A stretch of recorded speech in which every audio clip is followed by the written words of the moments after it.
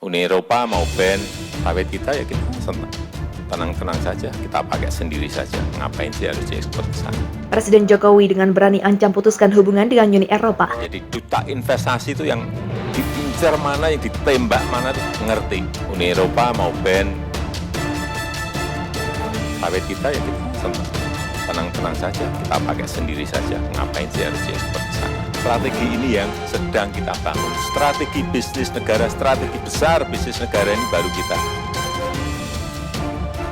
proses rancang implementasinya agar betul-betul kita tidak ada ketergantungan dengan negara-negara lain.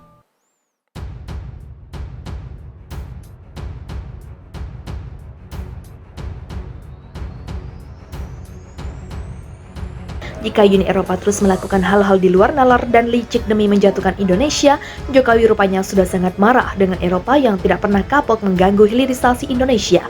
Tak main-main, Presiden Joko Widodo mengancam putuskan hubungan kerjasama maupun bilateral dengan negara-negara di benua biru tersebut. Diketahui Indonesia dan Malaysia bekerja sama untuk memerangi negara-negara penjajah tersebut.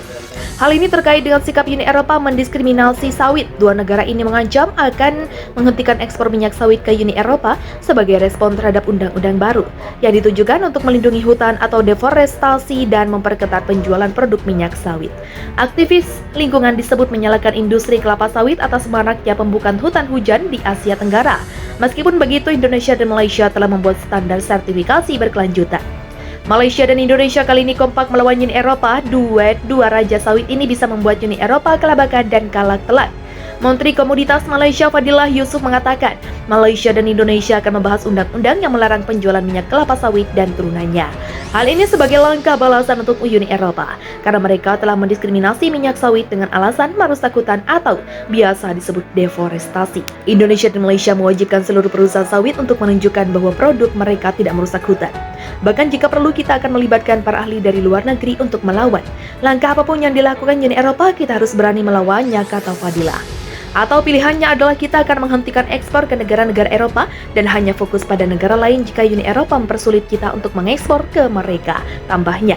Fadillah yang juga menjabat sebagai Wakil Perdana Menteri Malaysia mendesak anggota Dewan Negara Penghasil Minyak Sawit untuk bekerja menentang undang-undang baru tersebut, sekaligus memerangi tuduhan tak berdasar yang dibuat oleh Uni Eropa dan Amerika Serikat tentang keberlanjutan minyak sawit.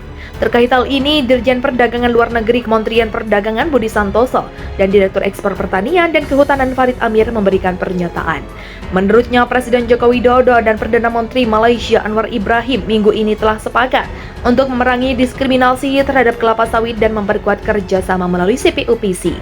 Sementara itu, Duta Besar Uni Eropa untuk Malaysia Michael Srokas mengatakan tidak pernah melarang impor minyak sawit dari negara tersebut dan membantah bahwa undang-undang deforestasi diciptakan untuk menghambat ekspor minyak sawit. Hukum berlaku sama untuk komoditas yang diproduksi negara manapun, termasuk negara anggota Uni Eropa. Hal itu bertujuan untuk memastikan bahwa produk komoditas tidak mendorong deforestasi dan degradasi hutan.